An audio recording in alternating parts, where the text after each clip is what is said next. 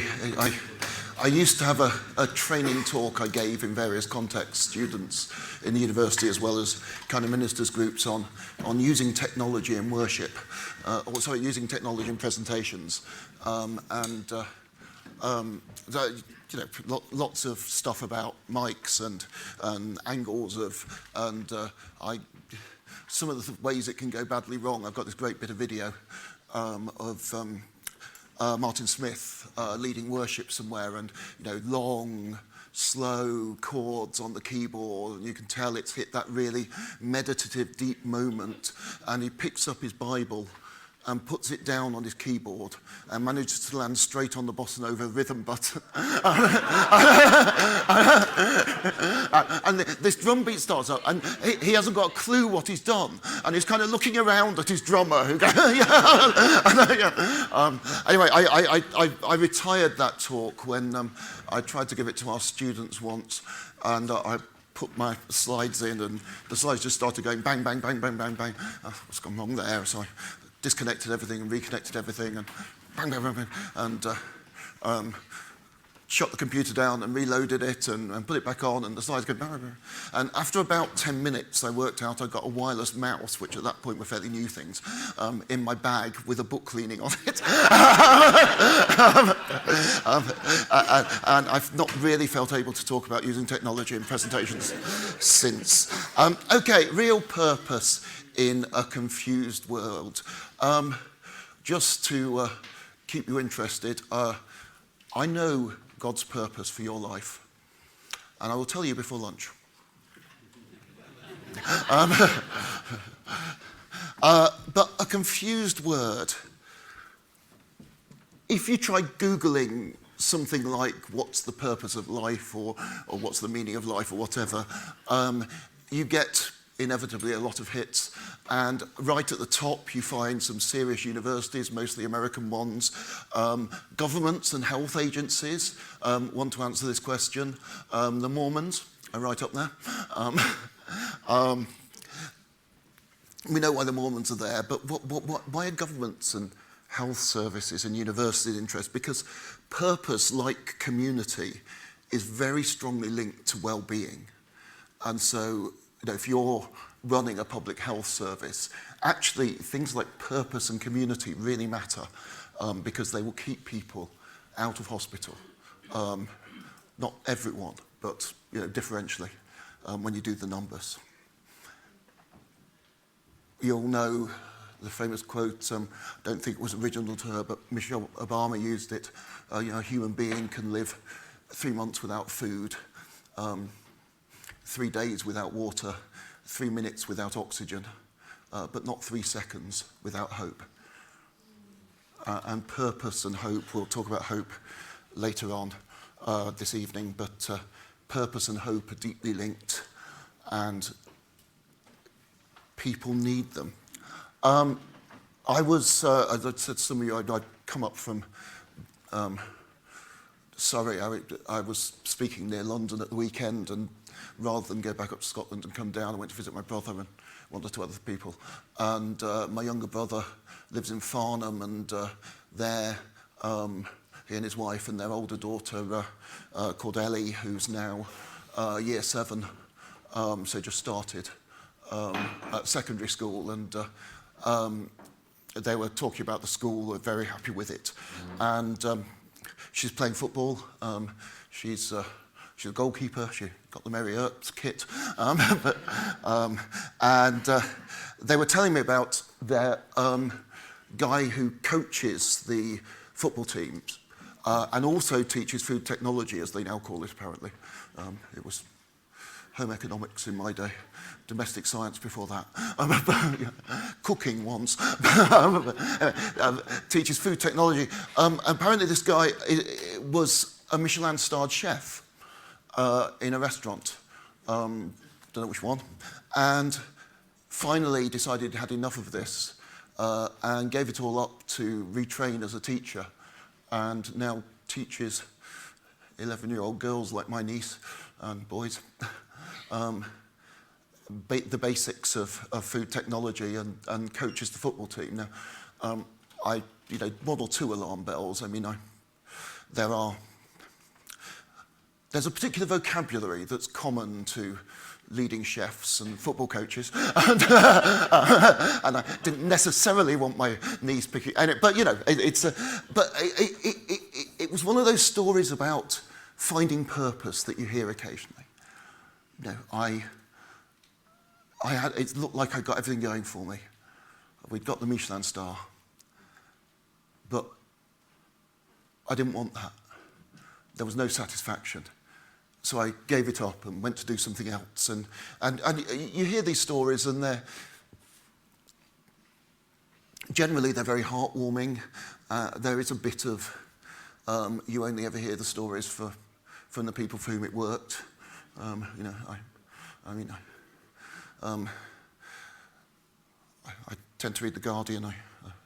I got a bit worried last year when the then Home Secretary explain what was wrong in the world, and I realised that I both read The Guardian and eating tofu that day, and it was all my fault. The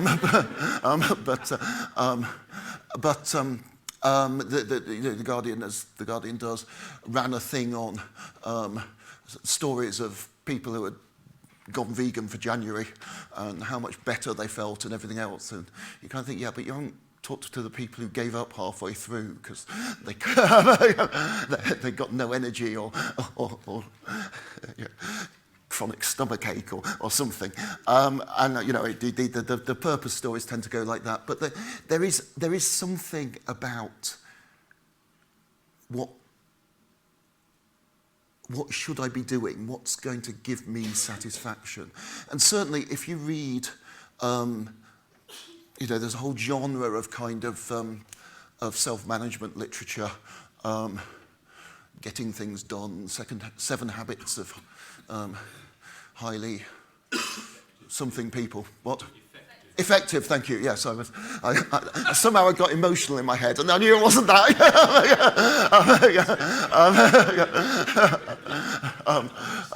All this sort of stuff. And one of the things there is again and again about. It's all, to be honest, it's all a bit utopian. It's because it kind of assumes that you've got endless agency. But one of the things there is about finding the thing that you is yours, that really matters to you in life. I read one book that said, you know, you write down a life mission statement, and you'll know you've got it right when you write it down and start crying. Well, it's not happening yet. But this question of purpose is a huge one. And we could talk about first world problems. You know, if your life is about wondering where this evening's food is coming from or how to avoid the bombs, then you're probably not too worried about higher purpose. But we are, you know, we're talking about the communities we pastor in, and that's not the reality for most of the folk we know. It might be their background if they've come as refugees, but and so this question of purpose looms large in our culture, given that most folk don't struggle for their basic needs. You know, we do Maslow's hierarchy here. What are the really fundamental needs in life? Shelter, food, Wi-Fi. But then, you know, as you start, once your basic needs are fulfilled, then questions of meaning and purpose start becoming the things that are most important to you. And those questions, why? What am I doing here? What should I be giving my life to? Are questions that really matter. And generally, it seems to me, lots of folk are confused. And that's not just true outside the church, it's true in the church. Question, you must know it, questions about guidance. Does God want me to do this? Does God want me to do that? Will you pray for me? Will you help me? If you've got students in your church, you'll know that this is massive for them. Just because they've got so much freedom, so much agency, go anywhere, could do all sorts of things. They've got a history of art degree, they get to choose between McDonald's and Burger King, but otherwise,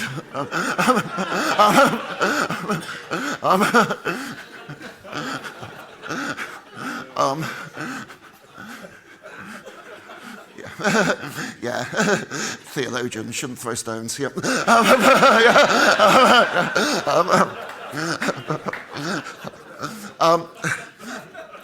But precisely because they've got so much freedom, so much agency, they are almost paralyzed when it comes to questions about, what am I going to do? What next?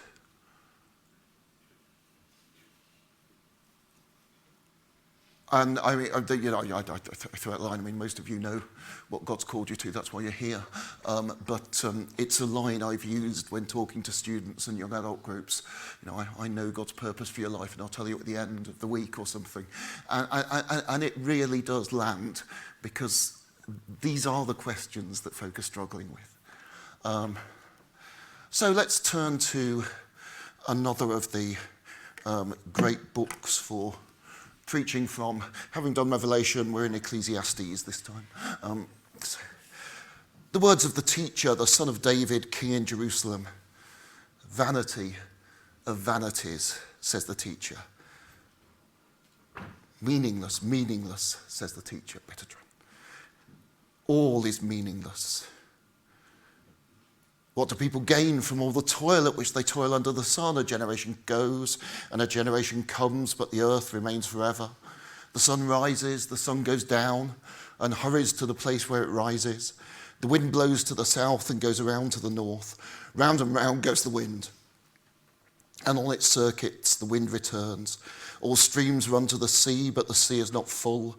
To the place where the streams flow, there they continue to flow. All things are wearisome, more than one can express.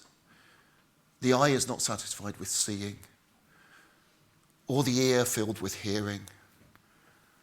What has been is what will be, and what has been done is what will be done. There is nothing new under the sun. Is there a thing of which it says, see, this is new? It's already been in the ages before us. The people of long ago are not remembered, nor will there be any remembrance of people yet to come by those who come after them. I, the teacher, Queleth, when king over Israel in Jerusalem, applied my mind to seek and to search out by wisdom all that is done under heaven. It is an unhappy business that God has given human beings to be busy with.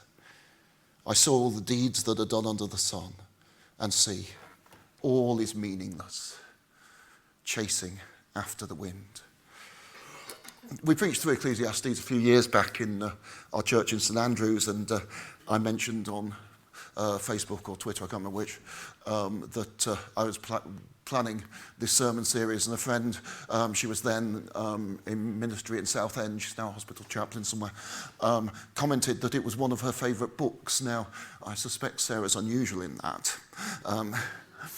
As biblical books go, it can seem bleak, a bit lacking in hope,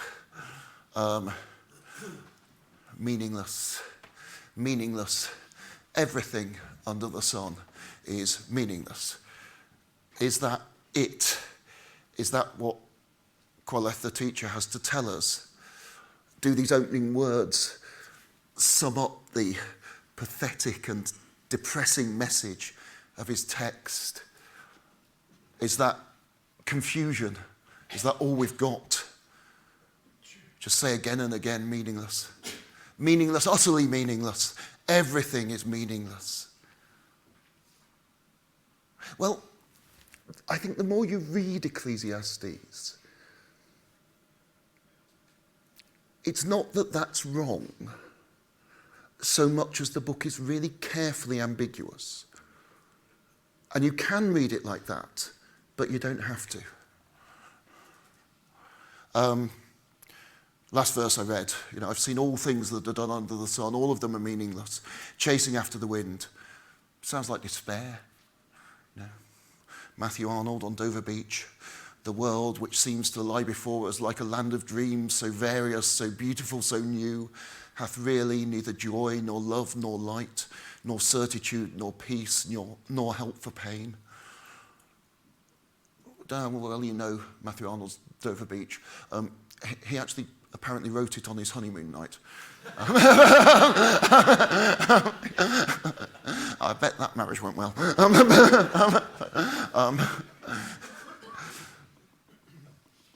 But equally, we could hear that verse differently.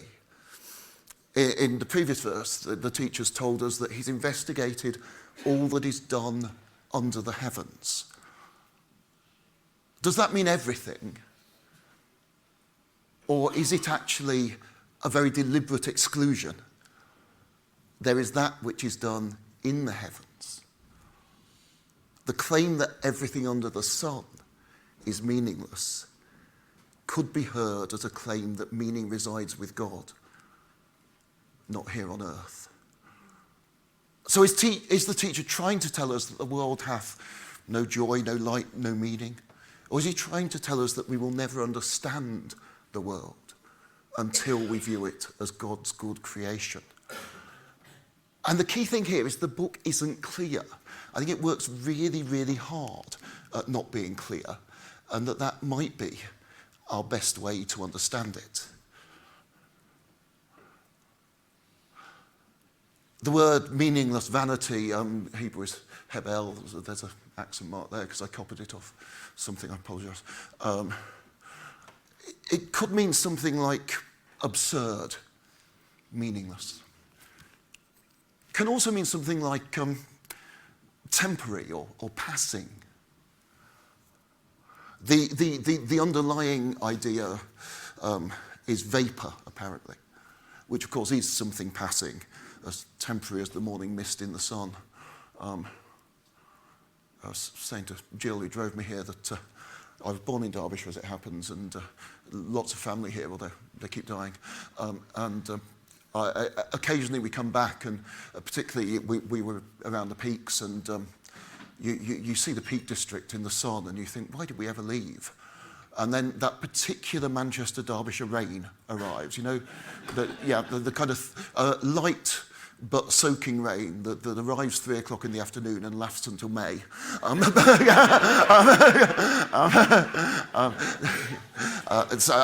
was about to say, we have a phrase as temporary as the morning mist in the sun, which isn't a great one to use in Derbyshire, but you know what I mean. Vapour, impossible to grasp, no significance, or just temporary and passing. And the ambiguity plays the same way. The teacher explores and finds that wealth, power, pleasure, all are hebel, all are absurd, meaningless, or all are temporary, passing. Those are very different claims. Is it just a message of despair? Or is it calling us to look beyond the passing world to the eternal world where God gives all things eternal meaning and value? Is in fact the right way to respond to Ecclesiastes to sing, change and decay in all around I see, O thou who changest not, abide with me. The ambiguity is no accident, I think, in Ecclesiastes. The word hebel occurs 38 times in the book, and at key places it's constantly the summary of a section of the text. I considered this, and it too was meaningless, hebel. It too was passing, it too was absurd, it too was temporary. The writer knew the ambiguity in the word and kept using it. Could have thrown in a different turn, paused to explain, but he didn't. And so you read the book, and again and again and again, you're forced to confront this ambiguity. No light, joy, nor love, nor light, nor certitude, nor peace, nor help for pain, or for all your goodness, I will keep on singing. 10,000 reasons for my heart to find. We know which side we'd like to come down on, but Ecclesiastes itself never lands. It refuses to resolve the ambiguity. Why? Well, you'll know that it belongs to a tradition of wisdom writing. There's a lot of this stuff in the Bible. Proverbs is all wisdom, lots of Psalms, Job, Ecclesiastes sort of, as we'll see. There's more of it outside the Bible, however. It was an international intellectual and literary movement that sought to understand the world and to summarize that understanding in memorable sayings, proverbs. It was the best science and economics and ethics of the day, if you like. And at the heart of this wisdom tradition, and it's in Egypt and it's in Assyria and it's in Israel, obviously, the heart of this tradition was the belief that the world was fair. Good people prosper, bad people suffer. And the biblical wisdom tradition, although you can see that, some of the Psalms, some of the Proverbs, but most of what we've got struggles with the fact that that doesn't feel like a reality that we can see. Psalm 73.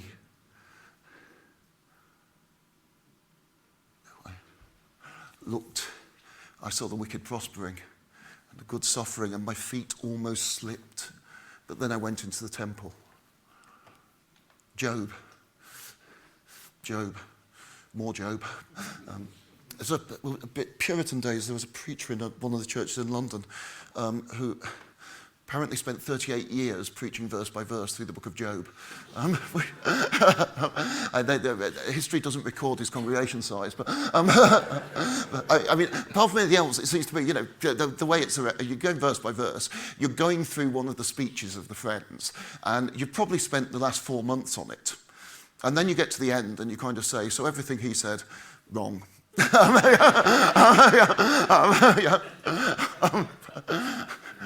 Yeah, don't do that. Yeah. One of the worst sermons I ever heard. Do you keep this list? I'm going to tell you about the best sermon I ever heard at some point. At the end of today, at the end of this, yes. But one of the worst sermons I ever heard was, it was a non-union Baptist church, kind of independent, on the more conservative end of things. And somehow they'd inherited this Lloyd Jones vision that the fewer words of scripture you preach on, the more seriously you take it, which of course is rubbish. Lloyd Jones got away with it because he was brilliant, but it's not good advice. We happened to be there one Sunday, and he'd been preaching through Colossians for the last decade or so, and he'd reached Colossians 3:14, parents, do not exasperate your children. Or probably in the version he had, fathers, do not exasperate your children. He said he was going to deal with this text over 4 weeks. By discussing 20 ways in which we might exasperate our children, all beginning with the letter P. We got to point 5 the week we were there, which was perfidiousness. Now, I mean, of course, this is why I say that sort of tradition is just not good for biblical preaching, because he wasn't preaching scripture at all. He'd taken a text about exasperating your children and filled it with his own ideas about child rearing, which may or may not have been biblical. Hint.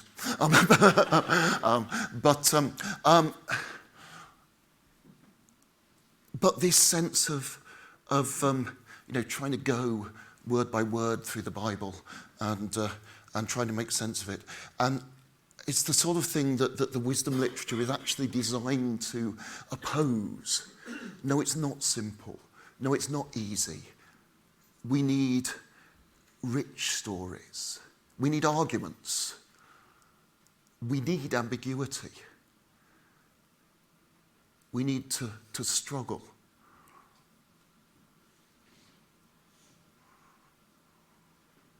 I think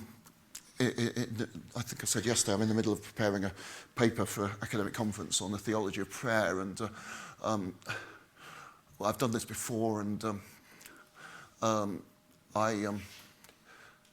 one of the things that I feel compelled to say is that prayer is a intrinsically human act, and I say this, and someone inevitably throws Romans 8 out, and the Spirit prays within us. I remember someone said this to me and said, "Don't you struggle with that verse?" I say, "Yeah, I struggle with every verse of Scripture. It's my vocation. I struggle in the hope and prayer that I'll lose." But that's that struggle is authentic. When I used to teach King's London in a previous millennium, and we had the then Chief Rabbi Jonathan Sachs with us as a visiting professor, and he used to turn up and talk to us. And I mean, on the one hand, he was brilliant. I mean, you could sit and listen to him for hours, regardless of what he was saying. And he had these great stories and jokes. I remember once he'd been called to number 10 Downing Street to say grace at a formal dinner because the Israeli Prime Minister or President or something was over. He said, so he'd gone, and he said, and it wasn't until he got there and realised this was going to be a silver service dinner, so he was being called to say grace before any of the food had appeared. And he said, in Orthodox Jewish tradition, you have to be holding the food you are giving thanks for to pronounce the grace. His line was, you Christians give thanks for what you're about to receive. With some 1,000 years more experience, we Jews like to have received it first.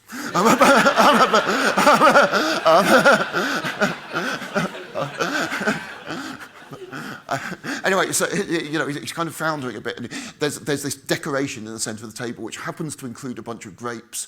So he reaches forward, grabs this bunch of grapes, gives a long and lengthy grace that includes the mention of grapes, and honour is served. But one of the things he used to say to us regularly was that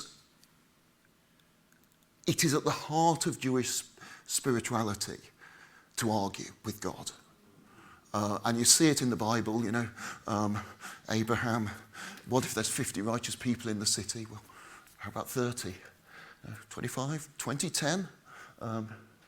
My teacher, Colin Gunton, preached a sermon on that, which was later published, where he makes the argument that the basic problem with the text is Abraham stopped too early. It wasn't that 10 righteous people would save a city, it was that for one righteous person, God would save an entire world. Or the beginning of Habakkuk. I don't know how well you know Habakkuk, but it begins with Habakkuk saying, God, why aren't you doing something? God says, I am, I'm doing this. And Habakkuk says, oh, well, why don't you do something different? Roughly. And, so it goes. And I remember, I was a university convert, Christian Union. It was dragged to a meeting by a friend and completely unimpressed. Kind of 15 minutes before the end, I muttered to this friend that the preacher was rubbish and was never going to convert anyone, which the Holy Spirit took as a challenge. I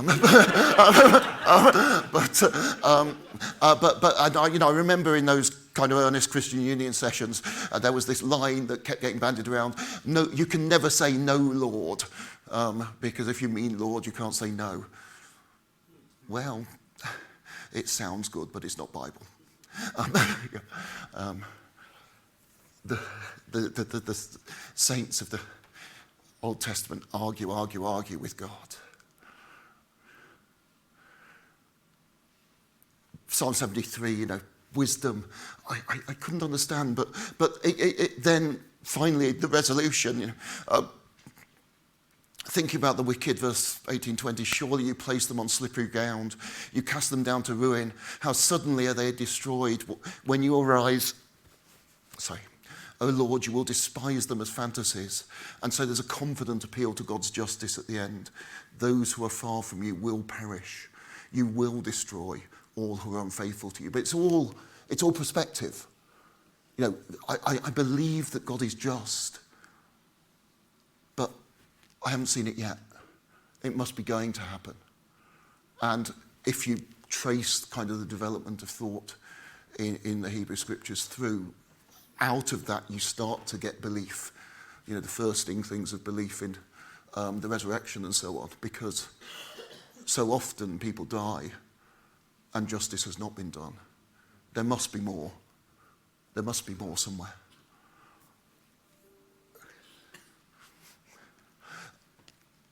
And so you've got this wisdom tradition, which is all about the belief that God will reward the just and punish evildoers. And bits of advice on how to be just, you know, stuff in Proverbs about honest scales and all the rest of it. But it doesn't work. Good people suffer. Bad people prosper. And so we get Job asking the question, why do good people suffer? And Job's friends give all the right answers according to the wisdom tradition, one after another at excruciating length, occasionally in very messy Hebrew. If you're suffering, it's because you've sinned. No, I haven't, says Job. Of course you have, and now you're denying it, and that's just making it worse. No. And then we get God's verdict. But God's verdict in Job is no help at all.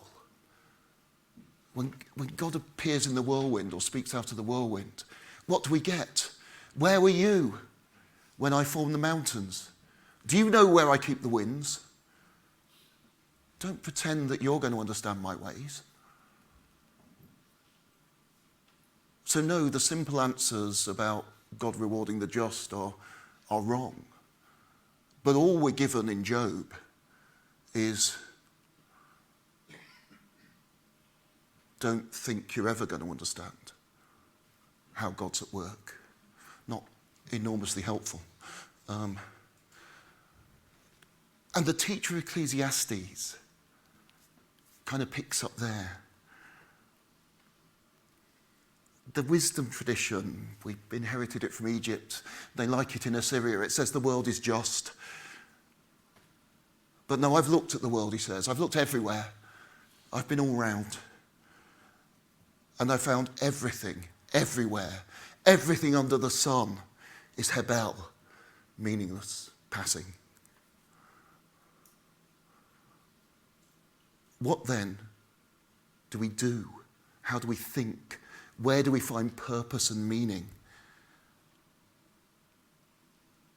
if the world does not work the way the wise think it should? That's at the heart of Ecclesiastes, and the book really carefully avoids giving a straight answer. I read chapter 1, or most of chapter 1, and there's this poem in the middle, verses 4 to 11, splits into two halves, 4 to 7, describing the endless cycles of nature. The sun rises, the sun sets, hurries back to where it rises. The wind blows to the south and turns to the north. Round and round it goes. And 8 to 11 describe the similarly unchanging nature of human life. Nothing new under the sun. Between the two halves, you have the first line of verse 8. All things are wearisome, or in some translation, words are so busy. Pointing to the end, no end to the writing of meaningless books. We can hear this poem as a lament for endless drudgery. Sisyphus pushing his rock up the hill. Nature and human life are alike endless rounds of repetition. Or we can hear it as a calm reflection on the brevity of human life, set against the enduring permanence of God's creation. To switch the metaphor from time to size, is the mountain cliff that towers over us a cold, threatening image of an uncaring world that might at any moment topple and crush us? Or is it a calm and comforting promise of God's immensity? Ecclesiastes refuses to answer. The writer works very hard to preserve the ambiguity, to leave it open to both interpretations. And that makes sense to me. This is reality.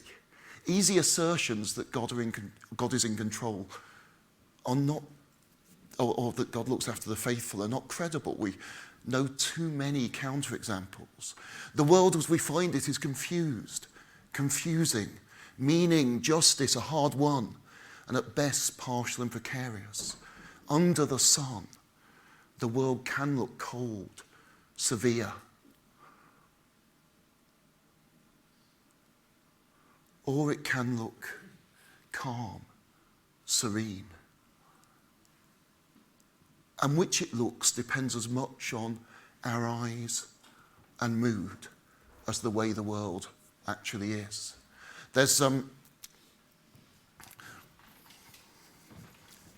great text of Luther's, which actually is about the Lord's Supper in the end, but he starts with this reflection on the closeness of God in the world and the different ways you experience that. And he says, the birds singing as you walk along. He says that the believer hears in the song of the birds the promise of God's presence and assurance. The unbeliever hears in the song of the birds threatening noises of God's coming judgment. The way we see the world depends as much and more on our eyes and mood as the way the world actually is. The teacher of Ecclesiastes believes in God certainly. He invites and instructs his readers to worship God alone. But to believe in God is an act of faith, not an act in spite of evidence, but an act that involves choosing to interpret at least a fair amount of the evidence in one way and not another. And Ecclesiastes just presents us with that stark choice. The temptation to doubt, to despair, will always be there. There's always the chance, the possibility to give up on the world as meaningless and pointless. This is a window I used to know well, or part of a window I used to know well in what used to be Emmanuel United Reformed Church in Cambridge. I heard from a friend at the weekend that the URC's now sold it off, and it's one of the colleges bought it eagerly because it means their land now extends to the river, and so they're a proper Cambridge college.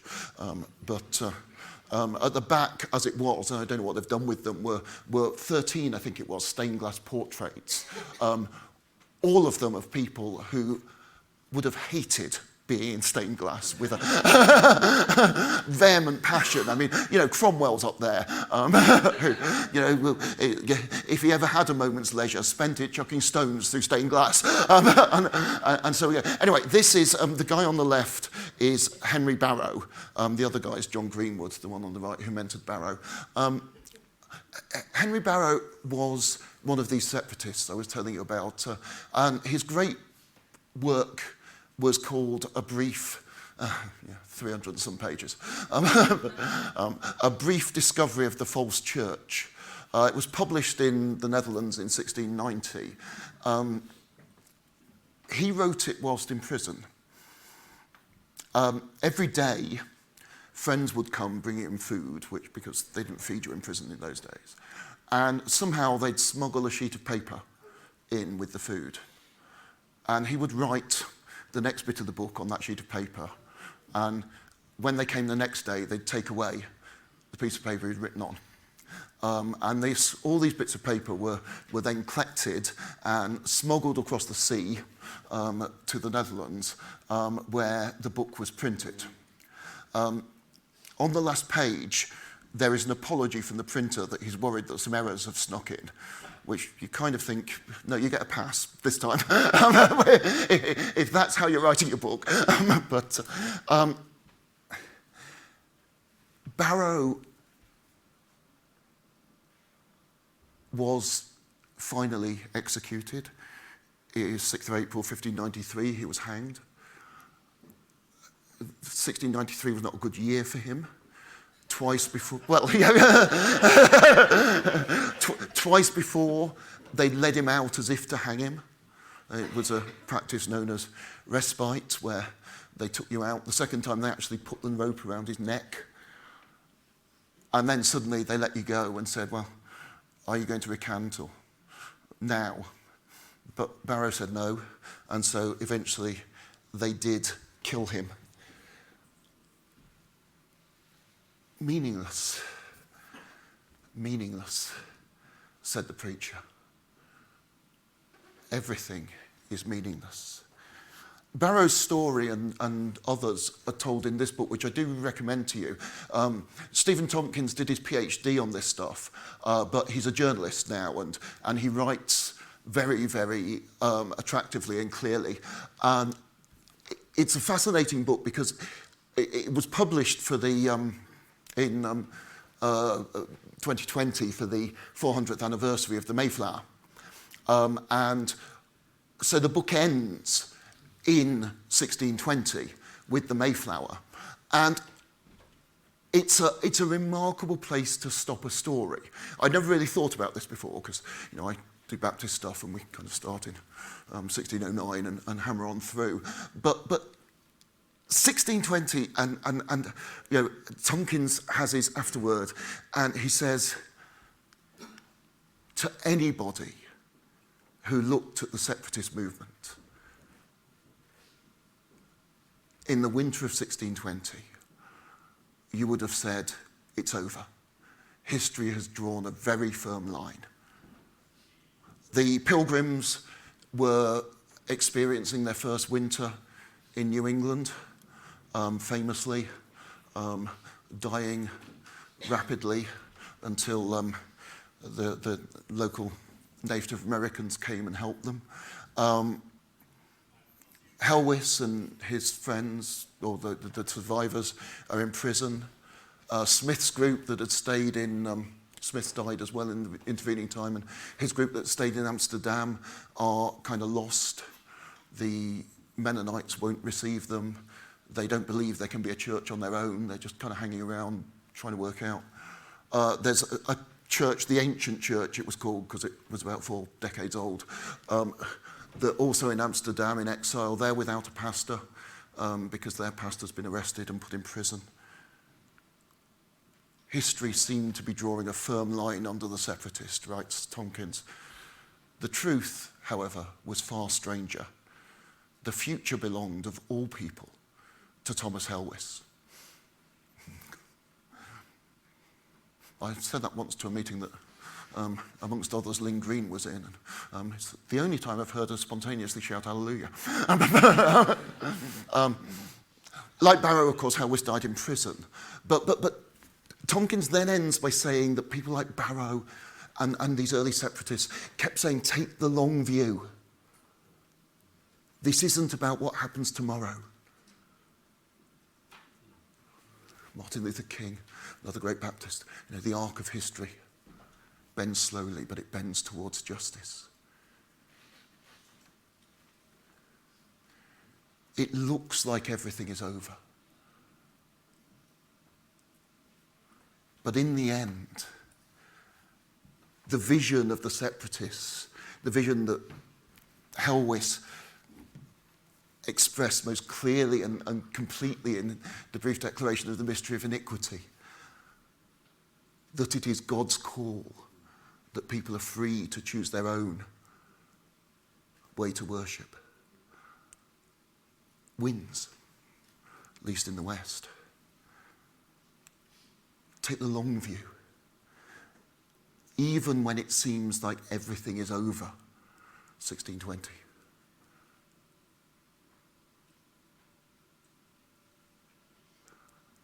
God's way is still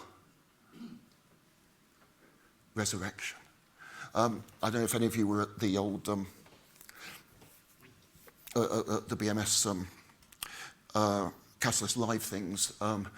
I spoke at a couple of them, and I'm about to repeat an illustration, so if you were there, I apologise. But it's really tempting, because it's culturally normal these days, to think that progress means a steady, even ascent, like the tourist path up Snowdon. You know, every step takes you a little bit higher until eventually you reach the top. But that isn't the shape of things in Scripture. There's a mountain north of Loch Lomond called the Cobbler. If you want to get to the top of the Cobbler, there's various downings and uppings along the way, Duke of Yorkings, as my wife calls them. And then you kind of get towards the summit plateau. But to get to the actual summit, you have to crawl through a cave under the summit to get to the other side, and then kind of scramble up the rocks because it's inaccessible from the previous side. Well, caves, graves, that feels far more like the way God takes us than the tourist path up Snowdon. It's a lot more exciting as well, at least when you've got there. Along the way, you might not think that. What is your why? What do we do with purpose? You see, if we think the world is straightforward, full of meaning, that justice wins, that good people prosper and bad people suffer, we're going to end up disillusioned and confused, probably despairing. If we think there's no meaning in the world, that all is hebel in the sense of utterly meaningless, we're going to end up selfish, and grasping, and immoral.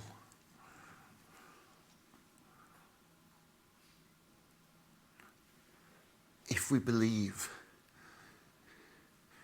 in the God who works through resurrection,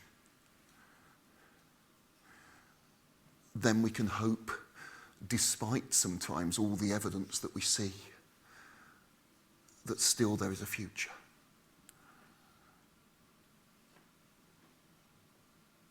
I say to students, I know God's purpose for your life, and we get to the point where they're expecting me to tell them, and it's a small group, and they think that I've got a little prophecy written down for each of them or something, and I say, okay, God's purpose, Micah 6:8, act justly, love mercy, walk humbly with your God. That's God's purpose for your life.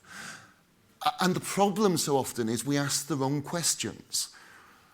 Do you want me to do that in Mablethorpe or Market Harbour or Melton Mowbray? God says yes. Do you want me to do it as an HR manager or as a doctor or as a youth worker? God says yes. But act justly, love mercy, walk humbly with your God. Don't get hung up on places, on job titles. Do, wherever you find yourself, the things that God calls you to. The greatest sermon I've ever heard, told you about the worst, was preached by Leslie Newbigin. Right towards the end of his life, he was blind completely, but seeing more clearly than I ever will. He was so bent, he was in Spurgeon's chapel, and we could barely see him over the pulpit. He's there preaching to a bunch of trainee ministers, and he opened by saying, what are you going to do when you go out into the ministry? He said, some people will want you to be a social worker. There'll be folk who know of problem families, and they'll ask you to come and intervene and to make things better. You know this. And he told a couple of funny stories. And then he said, but there are social workers out there. They do it better than you ever will. Don't do that. There's some people who want you to be a counsellor, same sort of thing. 5, 6, 7, I can't remember illustrations, and each, don't do that. And then he said, so what should you do? What should you do? when you get out there into the ministry. And with a true saint's sort of mile that lit up most of South London, he said, tell them about Jesus. Tell them about the wonderful thing that God has done. And then he sat down. And it was a brilliant sermon. It was brilliantly constructed, and the audacity of the brevity of the ending was remarkable. But in terms of simple construction, I've probably heard sermons that are equally as good. It's the greatest sermon I've ever heard because at that moment it spoke right into the existential questions in my life. I never wrote down that last line. I don't need to. It's tattooed somewhere deep inside me on my spleen or something. Tell them about Jesus. Tell them about the wonderful thing that God has done. And you get these invitations and people say, come and speak, and this is the situation. You think, what am I going to say? And I'll spend days in prayer and then suddenly realise I know the answer. Tell them about Jesus. Tell them about the wonderful thing that God has done. Maybe my low point in these sorts of terms was I was booked to do a parade service, Boys Brigade parade service, on Mother's Day in a church down south somewhere. And they were going through a series on Revelation, so they'd given me some passage in the middle of Revelation to speak on, which was all looking great. And then on the Friday, some horrible tragedy occurred that, I can't remember which one it was, but you know the sorts of things that you just can't ignore. And so I was thinking, okay, Mother's Day, Boys Brigade, beasts with lots of horns, mass murder. What do I do? Tell them about Jesus. Tell them about the wonderful thing that God has done. And then, as Newbigin did, sit down. What else is there to do?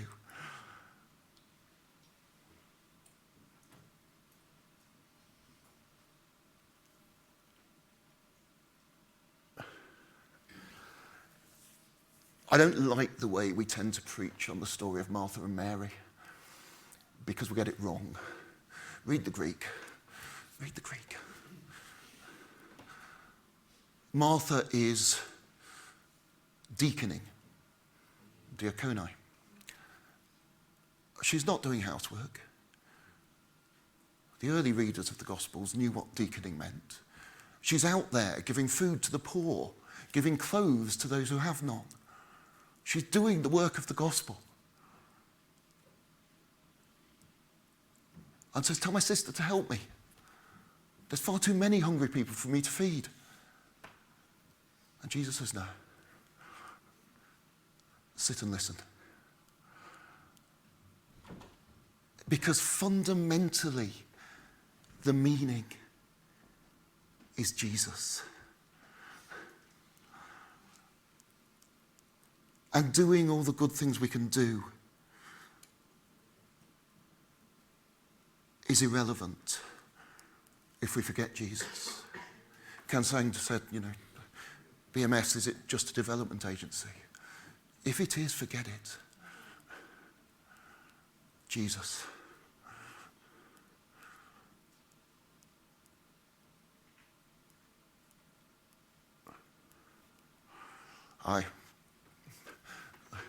Memory comes to mind. I can't remember what I was preaching on at the time, but I was preaching to my church, and I used this line that I said to you a few minutes ago about the self-help books that say you'll know when you've found your life's purpose when you write something down and it makes you cry. And I've never got there, but the hymn we closed with that morning was one that we'd sung at my ordination.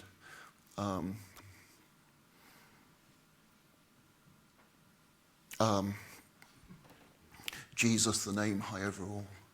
And as it ends, I can't remember it now. This was a really bad thing to go into for a closing peroration.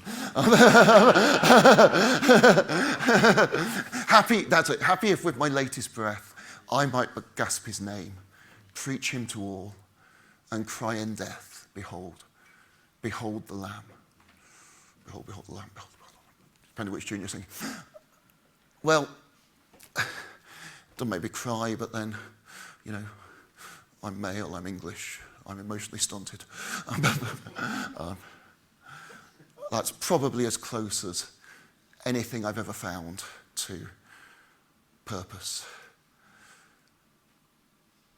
With my latest breath, might gasp his name, preach him to all, and cry in death, behold, behold the Lamb. Tell them about Jesus. Tell them about the wonderful thing that God has done. And then shut up, because there's nothing else to say.